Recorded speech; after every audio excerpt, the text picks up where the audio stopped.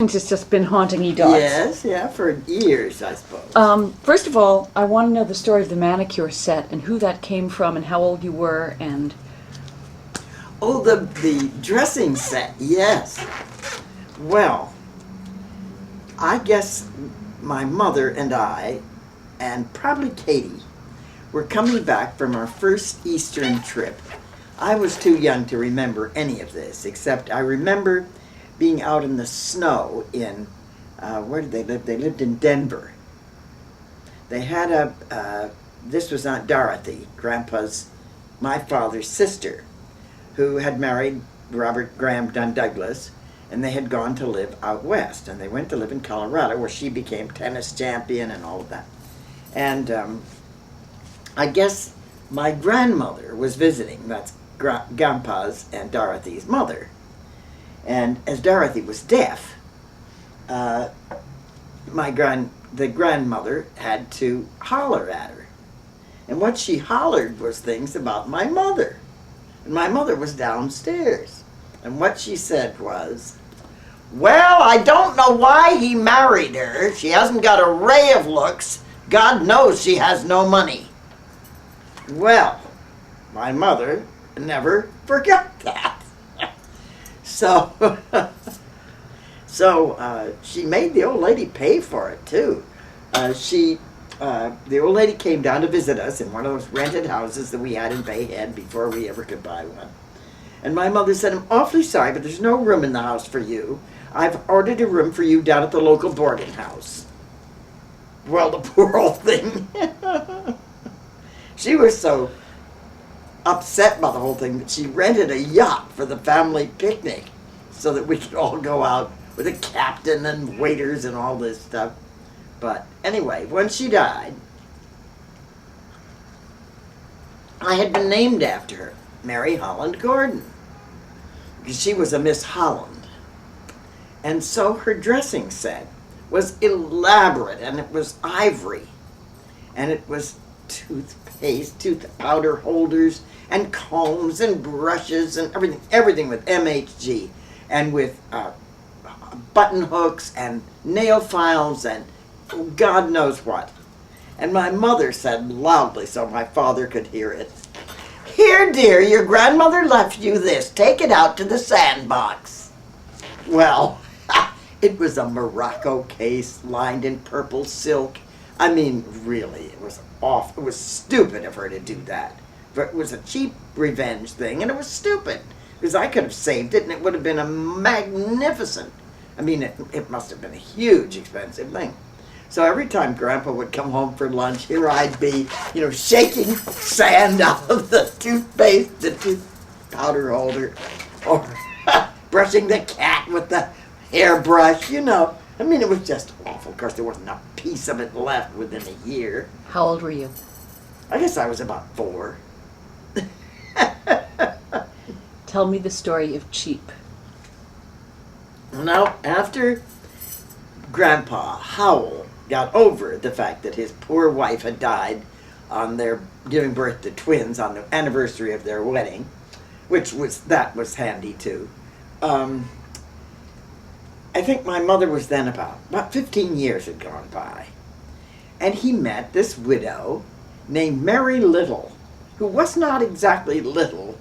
She was rather round, but apparently he liked her. And so he married her, and she became the stepmother. Well, Mother and Grandma Little, as we used to call her, did not get along very well. My mother was so used to having her father as her only companion that she would have resented anybody who came in.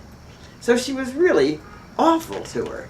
And the woman was trying to civilize my mother, and I knew that she must have been a terrible child when I read these letters in San Francisco, because Aunt Angela said I had to go and rescue the child. She had stuff running out of her nose that had blistered here. She just was filthy. And when I washed her up, put her in a bath and washed her up, she was quite a pretty child. But her hair was wild and straggly, So anyway, my mother was very resentful of anything that this new bride, the new mother, tried to teach her. So the new mother said, now, Catherine, I'm going to teach you how to keep your bureau drawers looking nice. And so she said, now you take them and you fold everything, and then you can put all the panties in one drawer, and you can put all the petticoats in another, and so forth and so on. And so my mother would fold them, and as soon as my the stepmother had gone out of the room, she'd go and throw them all over the place, which of course was terrible because she never had a decent habit in her life. She always protected herself by saying, never saw any point in taking care of underwear. Well, I can imagine that. She was wearing it on her head half the time. And any fool can cook. Mm-hmm. Exactly. She was a very self-protective snob. But, so anyway, Grandma Little, one Christmas, sent me a doll. And my father picked it up and said, cheap. And so I thought that was the doll's name. So I called the doll Cheap. Well, of course, this is about the age I was, like 2 or 3, something like that. And so then Grandma was going to come and see us. Well, there was much discussion about what to do with Cheap. So Cheap managed to get lost. But fortunately, I never asked where Cheap was, and it was just a lucky break. Now, you said that you had a very good library in the house. Yes, my mother had a good library. I guess she probably inherited it from her father. But there were some other things that she must have bought while she was at Smith, like Ibsen, and things that were far her father would never have had, I'm sure. You said that she also staged plays, and you guys did tableaux vivants. Yes, she was very innovative about entertaining the children around there and about keeping us busy with cultural things. And at Christmas, she volunteered that we would do the tableaux vivants of famous paintings of the Nativity, and we did. And she managed to, with pieces of crepe paper and silk and stuff that she would find in costume bins in the attic and so forth, to make us all do this, and we did it. What was the school like that you went to? Terrible. It was so bad that my mother sent me away to boarding school when I was 6. Where? To Catlin's, that private school that Katie finally went to. And I was the only boarder they had that was that age. And how long did you stay there? I stayed there for about a year, and then 2 years. Then they thought that I would be a companion to Katie, so they took me out. At one point I stayed as a boarder, and of course I was the pet at the school. Then the next year my mother found an elderly widow who lived down the street, who was the widow of one of the governors of Oregon named Withicum. And she was a distinguished old lady. And she had I think she'd had 3 children. They'd all gone. She had grandchildren, but they all lived in a different part of Oregon. They lived in eastern Oregon, in the wheat part. And so she said that she would love to have a little girl stay with her. And she had a daughter who was a spinster who was there, who was quite old then. She was about 32 and not married. And I remember I was then going on 6. And they had a book in the library that I just loved. It was Robert W. Service, and it was Rhymes of a Rolling Stone. And my father was vastly amused when I came back home for vacation, to sing, "The mountains are a part of me, I'm fellow to the breeze. My golden youth I'm squandering. Some libertine am I, a wandering until the day I die." And this I memorized. I put the clock upon the shelf. At 8 I cried, "I'd shoot myself." Well, of course, the clock had stopped, so he doesn't shoot himself. But at any rate, I remembered all these. He'd been in the gold rush up in Klondike. And he wrote the shooting of Dan McGrew. Did you ever know that? Okay. That was Robert W. Service, and his stuff was very good for a kid of 6 to remember because it all rhymed and had a lot of music and stuff, and so I really loved it. Now, you have also mentioned that you guys were under quarantine at one point. Yes, What was we that were. for? That was because scarlet fever, and because my father's generation had been so severely afflicted. I mean, Aunt Nellie's child had died, and my father and his brother and his sister had been deafened, and it had a terrible effect on a lot of people. So when it became contagious in our area, and then Jack came down with it. Well, in those days, once someone in a large family came down, the whole family was quarantined. Nobody could go out until a certain number of days or weeks had passed, and if they hadn't caught it, then they were allowed to go to school. So we were all quarantined. Well, my mother was terrified that those who didn't have it would catch it, and so she separated us all. Now, this was at a very bad time in my life, because I was about 15, and it was around Christmas and all the parties and so forth, so I missed all of them. And Katie was with me, and Teddy. We didn't catch it. The twins had caught it, but very mildly. And my brother Jack was the first one. And he stayed in the big house, the main house, with Grandpa, my father. And my mother took the twins to the gardener's cottage, where we used to have a gardener who did nothing but raise vegetables for us, in case you're wondering where we got our brilliant good health.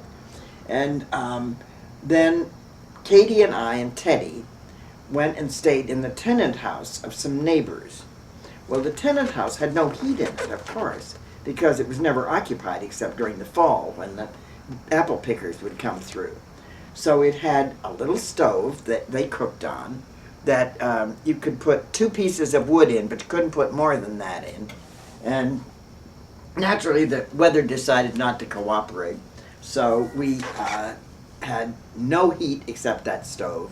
So I had to set the alarm clock for about every hour at night and get up and put wood in the fire, or the ink would freeze on the table. And what else happened? Oh yeah, for water, of course, we had an outdoor privy, and we had to pump the water, and it was and we were there for about 2 months. In the middle of winter. Did you guys have you guys otherwise had running We water had in the running big water house? in the big house, yes. Where did you normally sleep in that house when you had a full complement of kids? Well, my mother built a sleeping porch on the back porch. It was a cottage that was quite standard for its day. The thing had been apparently built from I wouldn't say it was a kit, but it was a plan. You bought the plan, and then and I see it all over the country when I'm driving. You bought the plan, then after that, you bought what lumber they told you to buy so that you could build the front porch and you could do all these things.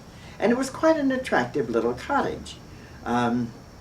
It had a dormer window, had a pitched roof and a dormer window, and in the dormer window was one large bedroom and a closet at each end, and then there was a sewing room over the staircase inside, and another bedroom, and then there was an attic in the back, and the back of the house faced Mount Hood, which seemed silly, but the front of the house faced a mountain that was even more beautiful than Mount Hood, and that was Mount Rainier, which was in another state, but we could see it plainly.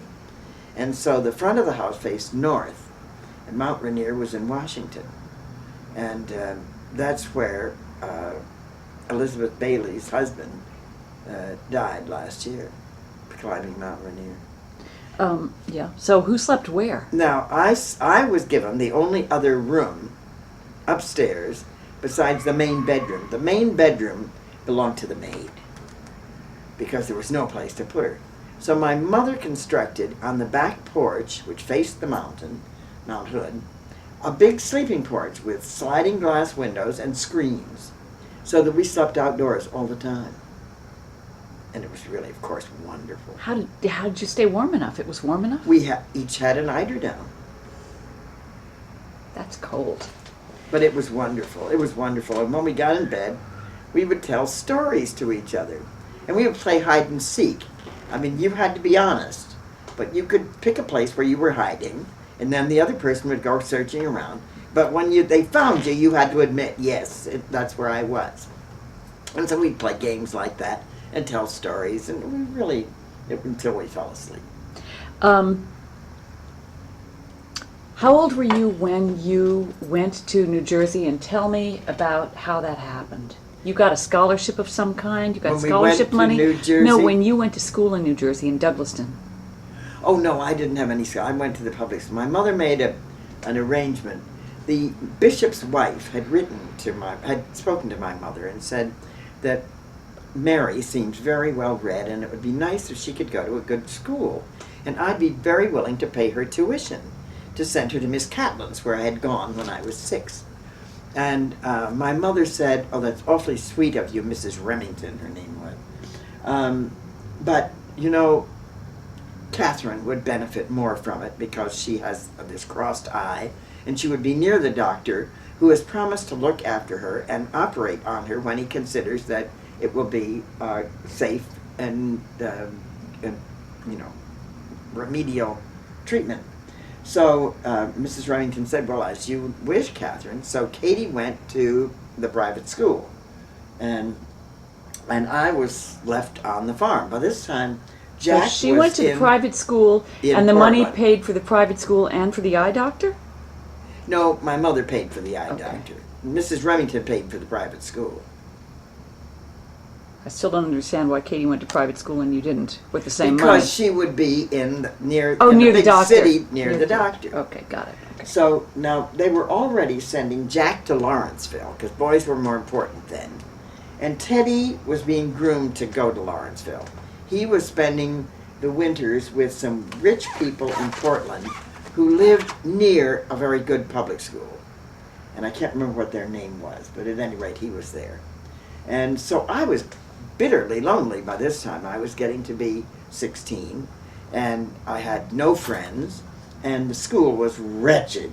And Katie was gone, and Jack was gone. The only funny thing was that when Katie needed a party dress, and my mother bought something that we all agreed was sort of acceptable. It was pink. And she said, Jack, you're about the right size, so you put on the dress and I'll hem it. Well, Jack was feeling, this was just before he went to Lawrenceville, he was feeling very put upon, and big tears would roll down his cheeks. Mother said, don't do that, you'll spot the dress. And we were dancing around saying, ha ha, you know. She also got that sewing machine that only made the chain stitch. Yes, because she said that she was not a very good sewer, and she was always doing things like sewing up the hem. And so she wanted something that would be easy to rip out. Well, that was easy to rip out, I'll tell you. If you saw a loose thread, you went like that. You ever opened a bag of dog food? Or that's the way they were chain stitched.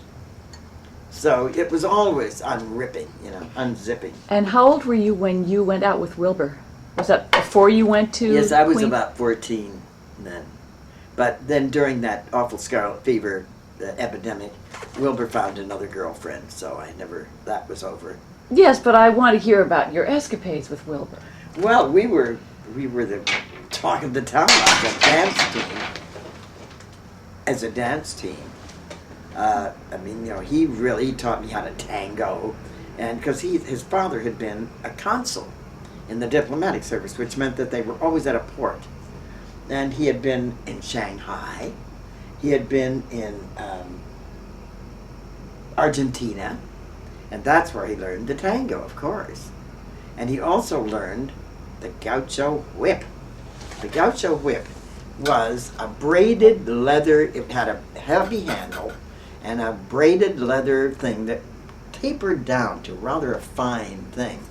And I think they used it to rope cattle instead of a lasso like Americans did. They would wrap it around the neck or the leg of a cow and they could catch it. But he was very good with it. He was much older than I, and I don't know why he was attracted to me, because we just had fun, you know. He taught me how to develop film, and we did that. We just did a lot of things. Anyway,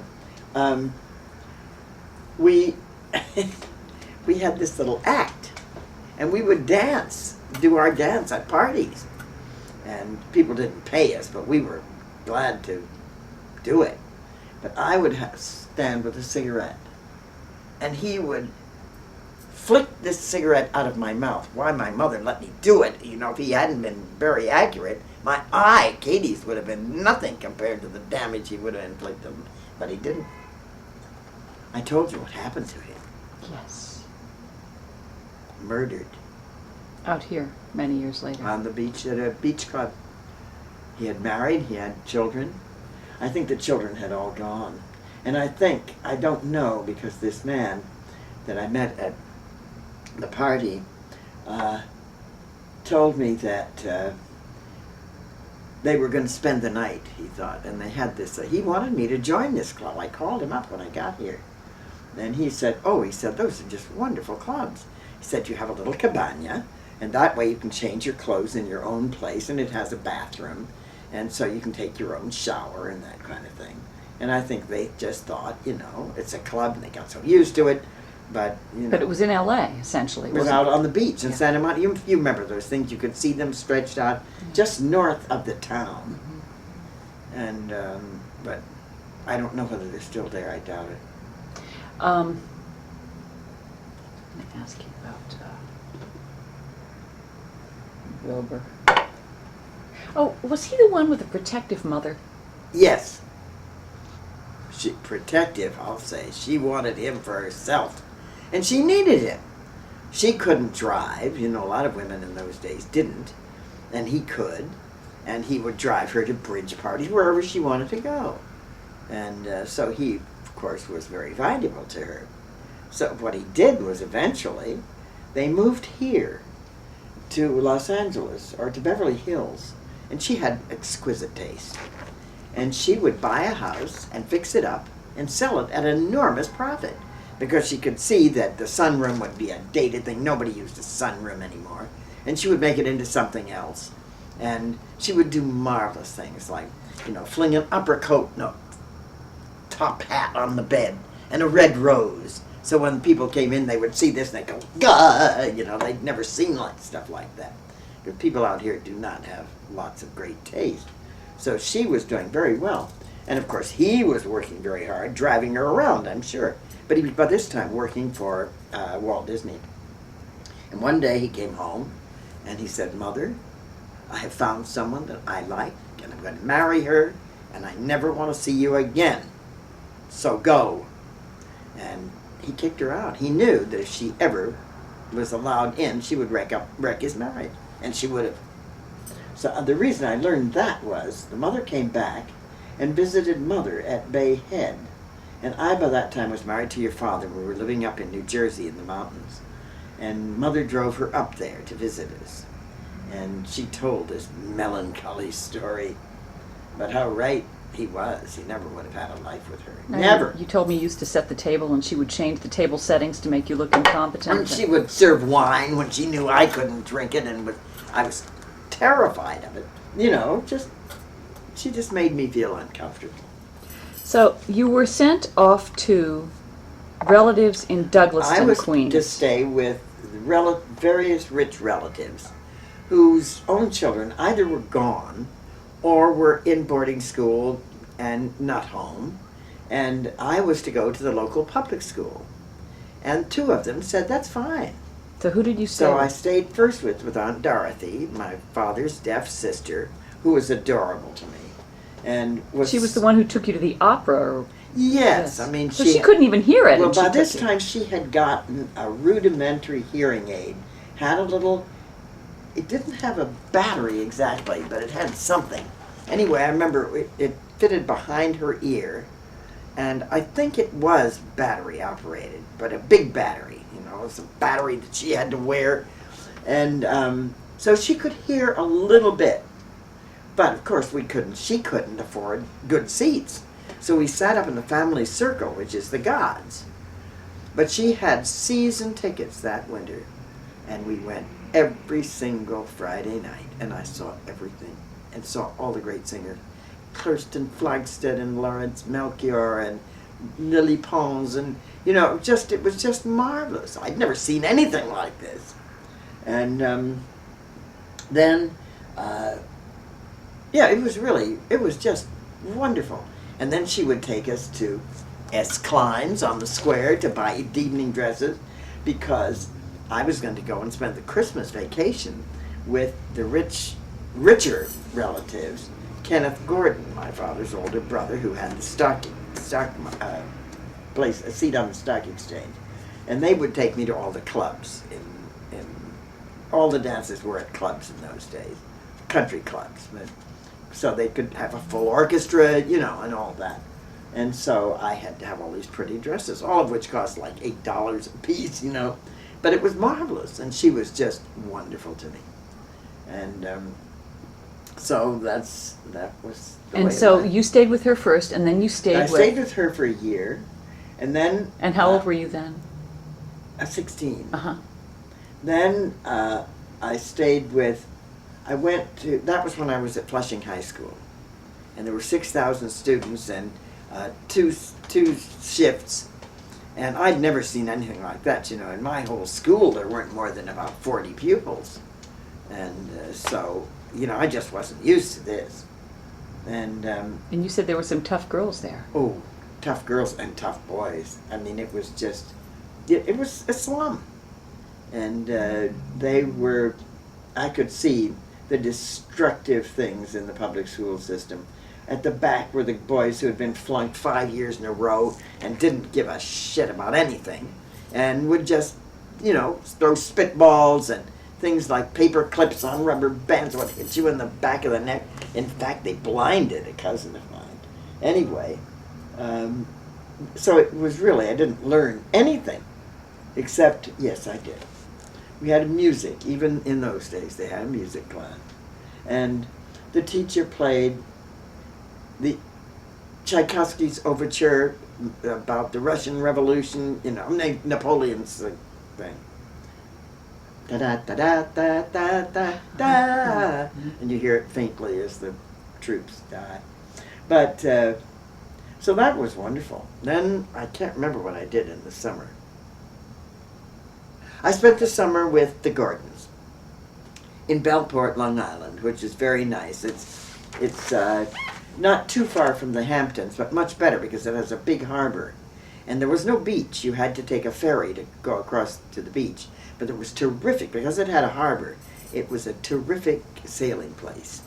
And so I learned to sail with Marion, my cousin. And we won a huge trophy because we came in with bigger boats. We came in so much. It was just remarkable. And although I didn't get along with her terribly well, but well enough to win that race. And then I went back to Orange with them, where they lived in a private park. The private park was called Llewellyn Park, and it was peopled by the likes of Thomas Edison and his sons and the Yardleys of the Yardley perfume and soap. They were all rich people, all of whom had like 10-acre plots in this big park that they had bought together, or some company had bought. And they had huge houses with big staffs, and you didn't walk there at all. You know, it was just a big private park. And they lived in a house that was quite fascinating. It was built, the whole park had been built in 1853, and I saw it mentioned in Barnes & Noble's encyclopedia when they mentioned about these parks, and I can't remember what they were called, residential parks or something. But it was the first kind of suburban living where there was some kind of regulation as to how you could run a house without having to live on a grid down there with everyone else. And so their house was a double house. It had two of everything, because a couple of maiden aunts had lived there before the Gordons got it. This was my father's brother, Kenneth Gordon, and his wife, Carol, who had been a Douglas. She was related to the Douglas, Robert Dunn Douglas, but very distantly. And some elderly cousins of Carol's mother had lived there. And so the house was empty, but the other house, this double house, but it had a lovely big dining room and a big living room, and you could get into it from sliding, pocket doors, and well, it was fully furnished. And she used to make art things in there. She was, my Aunt Carol, she was quite artistic. She did stencils on pottery and things like that. Ladies painted china and things like that. And then I was going to go to the local public school. Well, that would have been awfully hard for me to get to because it was about a mile down this winding road. And so my mother arranged that I would go free of charge to the private school that I had gone to when I had the nurse that was with a string on my wrist. And she knew the principal, Miss Lamont. Miss Lamont had run the school when I had been 6 years old. And where was this? In This Newark? was in Newark. Newark. And her husband had been principal of Newark Academy, which was the best school around and which my father had gone to. Even when he was deaf, they managed to get him graduated there. And so where did you live? I lived in Llewellyn Park, and every day I would catch the train. When my uncle went off to Wall Street, he would take me to the train, and I would take the train to Newark. Then I would catch a bus up to Prospect Park, which is where this school was. And the school was in an old mansion of the Clark Thread people up on the hills up above the bay where Newark was. And I liked the school. But of course I realized that I was way behind. I mean, they'd had geography. I'd never had it. They'd had math. I'd never had any of that. We had 1 year of general math, which was we had 2 months of algebra and 2 months of geometry, and that was about it. And so I just didn't know anything. I mean, I didn't know what pi was, forget it. And I had no history at all, except what I picked up reading novels. And, I knew there'd been a French Revolution, and, I knew things like that, but I didn't know anything about dates or anything. And so I think I told you about how the the principal wrote to my mother, and she said, Catherine, Mary has got such a bad education, there's nothing I can do for her. But I will dummy up a diploma for her because she is of the same age as these girls that she'd been to school with when she was 6.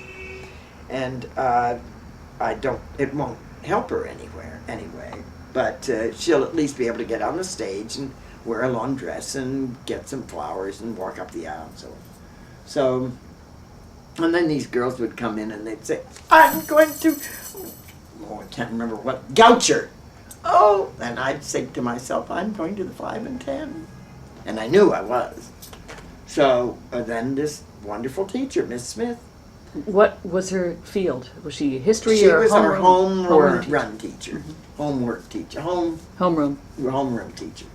And she had made me write for the school papers. She said, you're going to be the theater critic. And every once in a while you'll have to go and see a play and write a review of it. So that's what I did. But of course I couldn't write. I could write because I had a big vocabulary even then because of all the reading I'd done. But so she took me up to this Sarah Lawrence College, and there I was. Why did she, I know the story, but why did she suggest Sarah Lawrence College? Because you didn't have to take college boards. And she knew if I could just take an aptitude test, I'd probably make it, which is what I did. And I knew well and better than to try to go for the math part. I just ignored it. But I did know things I had read, Time magazine, because it was always around their house. My father never subscribed to anything except the Saturday Evening Post. And when I was a child, my mother subscribed to a magazine called St. Nicholas. And I liked that, but as the Depression wore on, she couldn't afford it, so she dropped that and dropped out of the social register, which would have cost her $1 a month, and she just couldn't afford that either. And so I was fairly cut off from the world. The one thing that my mother never counted on when she sent me to stay with the relatives was what to do about my teeth. So of course I didn't go to the dentist until it was far too late. Nobody brought it up, and I didn't either. Now, when you went to Sarah Lawrence, though, you were there on a full scholarship. Well, not really. They just put the scholarship down a lot so that my mother could afford it. And in the summers, I worked.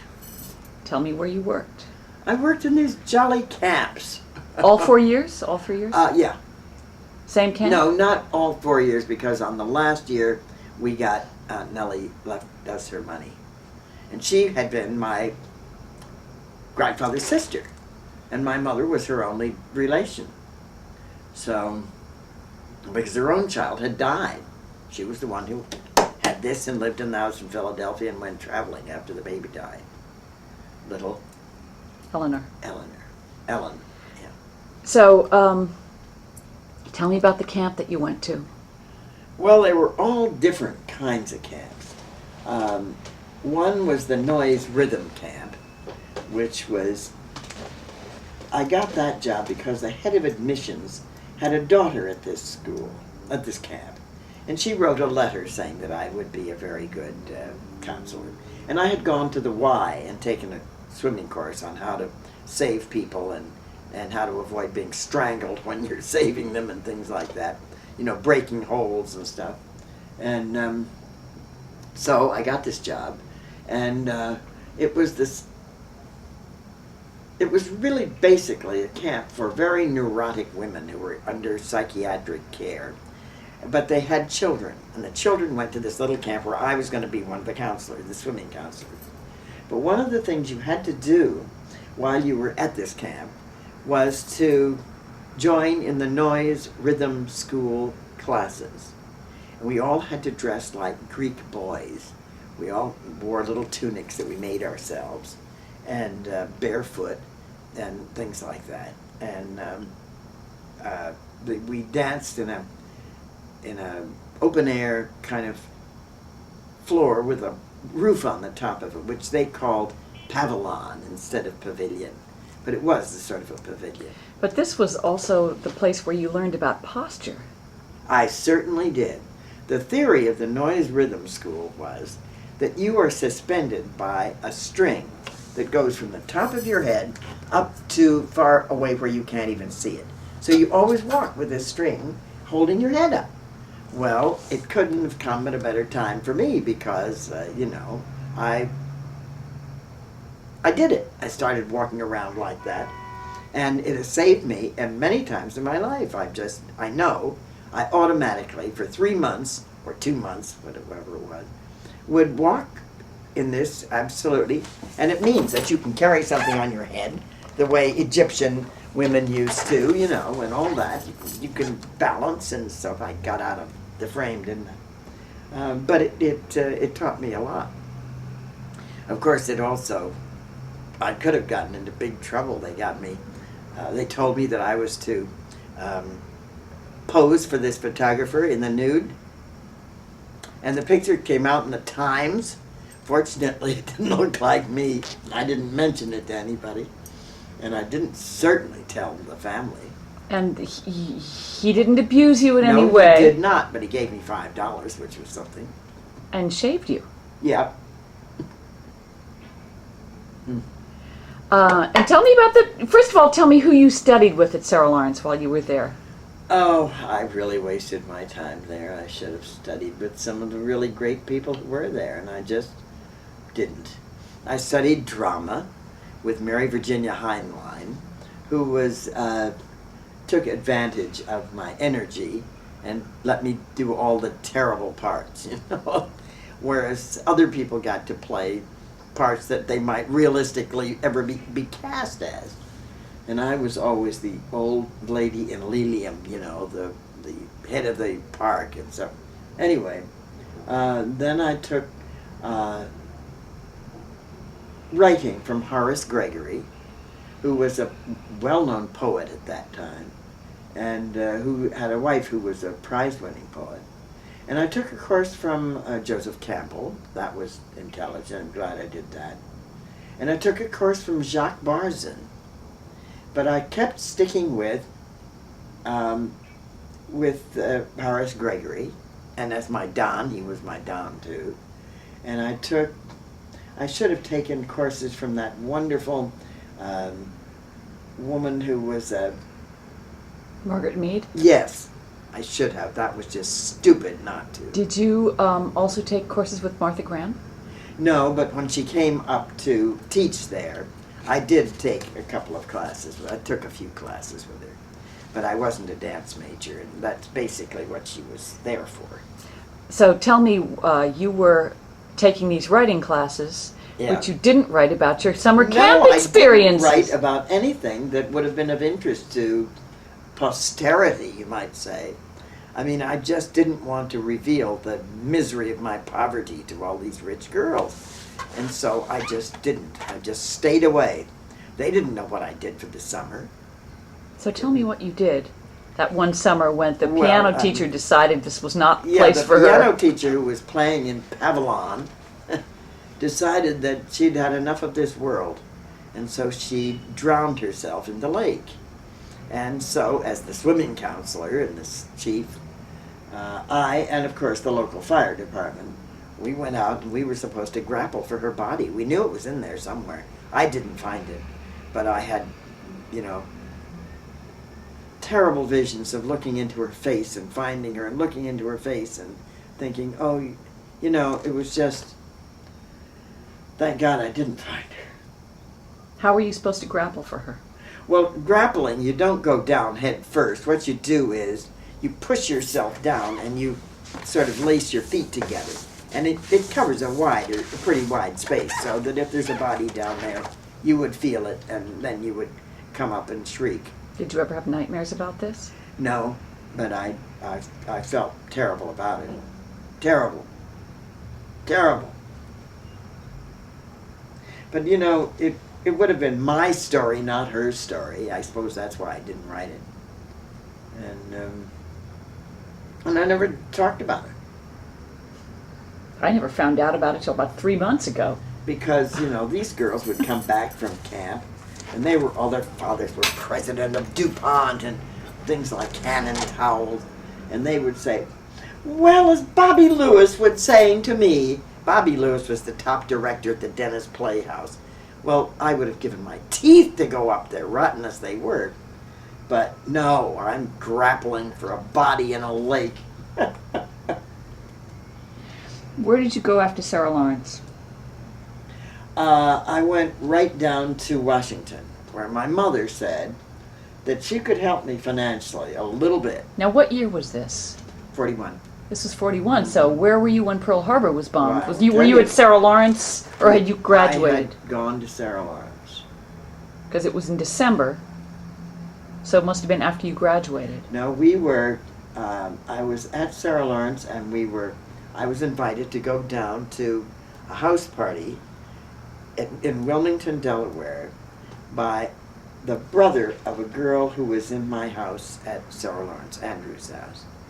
And he liked me, and he invited me down for this weekend. And so I went down, and everybody was playing bridge on Sunday, but I didn't play bridge. So I was just sort of reading the newspaper, and all of a sudden, the radio came on and said the Japanese had attacked Pearl Harbor, and that, that we were at war.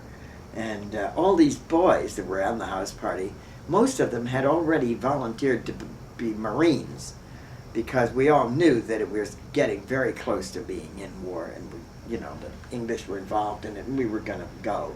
And so it would be better to go and volunteer than it would be to get drafted. So almost all of them were dead before the year was out.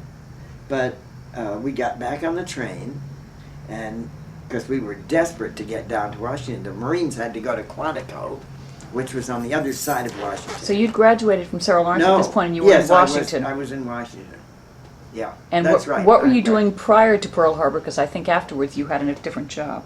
Yes, I was, before Pearl Harbor, I was started working for the Washington Post. Right. But then after the Pearl Harbor, I thought I ought to do something for the war effort. Again, a stupid mistake. However, I wasn't doing very much of the Washington Post, but working in the morgue, which is not a very nice place to work. I mean, you just sit there and update obituaries, mostly. But we went up and watched the Japanese coming out of their embassy burning their papers in the backyard. They had a big fire and they were burning all the stuff that we would go in there and get if they didn't. So that was big stuff. But I went there because, as I said, my mother would have helped me a little bit with the rent and stuff like that. But eventually she couldn't keep that up. And then Katie's husband got killed in the war, and my mother really needed the money. So she withdrew her support. Now, I would have gone to New York, but by that time I couldn't have gone. So I signed a lease on this apartment, and I couldn't get one in New York, and The housing was very tight in New York at that point. it was terrible. Terrible during the war. And so I just stayed where I was. In Washington. Mm-hmm. And let me see, what else?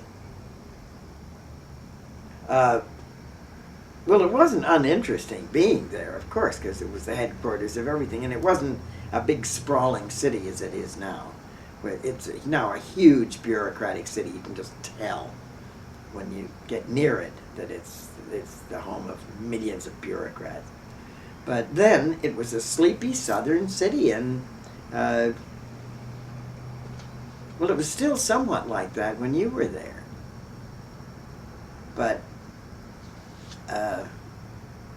I lived in an apartment and eventually got a roommate so that I could split expenses. And how much longer after that did you meet my father? I think I met him in about 1945. So you were working for the British British Air Commission. Air Commission, counting propellers and. Well, they were trying to standardize our equipment so that they could use it because, we still had things like our screws and nails and rivets and all those things were to our measurements. And we still are doing foot and inch, when they're all in meters and it's just very complicated when it comes to trying to export stuff. So, but it was interesting. And it was a pretty city then, full of trees. How'd you meet my father? Somebody I knew sent a German that he had met, German officer, that he had met, who was not, he was a gent, one of those international, Fritzy, can't remember his name. And he knew Ufi. And so he looked me up and he said, he came over and he said, "You want to go to a cocktail?" And I said, "Certainly." And he said, "Well, I got to go over to Georgetown to this woman that I know, and I'd be fine if you want to come with me." So I went, and there was your father. And he was looking kind of lonely, so we both sat on the piano bench and got to talking, and that was wonderful. And we had a good time. And he looked so sweet, funny. And we all went out to dinner. And then after that, I started going out with him all the time. And I remember I had to get out of my apartment because the war was over. That was why your father was home. The apartment house, I couldn't sublet the apartment. I tried, but Uncle David lived in it for a little while. And then they said, "This apartment cannot be sublet, so you got to get out." So I thought, well, I've got to get out of here. So I gave up the apartment and went to live with a friend of mine, and she had an apartment sort of near Rock Creek Park, but not the part where this poor little girl has met her end. And I was there, and your father and I had gone out on a date. And we came back, and we were in the car. He had an old station wagon, a Buick station wagon, real wood body. And we were listening to the radio, and all of a sudden we heard this woman screaming. And we got out of the car, and we looked, and here was a man, and he was trying to beat this woman up. There was a bank of hedge or something, and she was thrown against the back of it, and he was hitting her. And your father, who had been a boxer at the University of Virginia, grabbed the guy and pulled back and gave him a whack on the chin. The guy went ass over tea kettle, and we got in the car because we could hear police were coming. Neighbors had called the police, and we could hear some police radio saying, pick up a Buick station wagon with Virginia plates, and we got the hell out of there. Well, eventually, of course, we went back to the scene of the crime, and your father explained what had happened, and that they'd caught the guy, and he was covered with her blood. And so the cops said, well, we're not going to put you in because you did what anybody would have done. So, but, of course, he had to go to court and testify, and, of course, she went back to him. So, it was a waste of time. But that was, and then after that, we all went up to Bay Head and stayed for a while. And then he said, let's get married. And I said, why not? That would be a good thing to do. So we did. And that fall, we were married. Okay, and that ends that chapter.